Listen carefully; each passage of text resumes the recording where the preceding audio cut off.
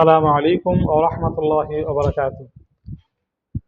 বর্তমান জামানায় স্বামী স্ত্রীর সাথে অমিল গরমিল, লড়াই ঝগড়া প্রায় ফ্যামিলিতে পরিবারে লেগে থাকে বা লেগে আছে।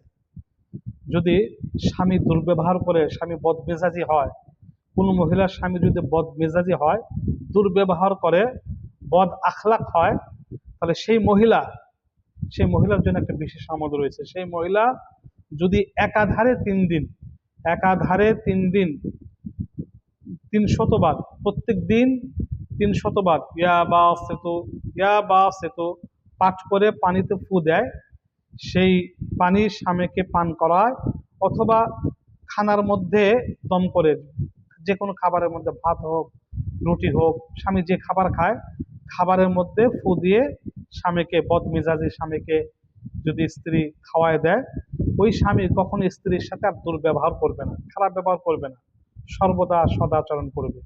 সুবহানাল্লাহি ওয়া বিহামদিহি।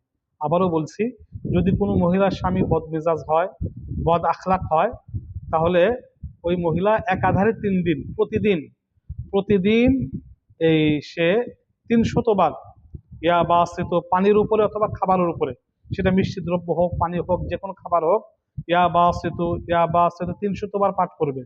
পাঠ করে পানিতে বা খাবারে ফু দিবে, স্বামীকে ওই পানি অথবা খাবারটা খাওয়াই দিবে। এটা একাধারে 3 দিন করবে, প্রতিদিন সকালবেলায় আমলটা করবে, প্রত্যেকদিন ফজরের নামাজের পরে এই আমলটা করবে। স্বামী যখনই খাক, নাস্তা হোক, পানি হোক, ভাত হোক, রুটি হোক, মিষ্টি হোক, যখনই যে বস্তু খাক না কেন, 3 দিন একাধারে আমলটা করে দিবে। ইনশাআল্লাহ ওই স্বামীর বদমেজাজ দূর হয়ে যাবে, ওই স্বামী তার স্ত্রীর সাথে সুন্দর এবং সদয় আচরণ করবে।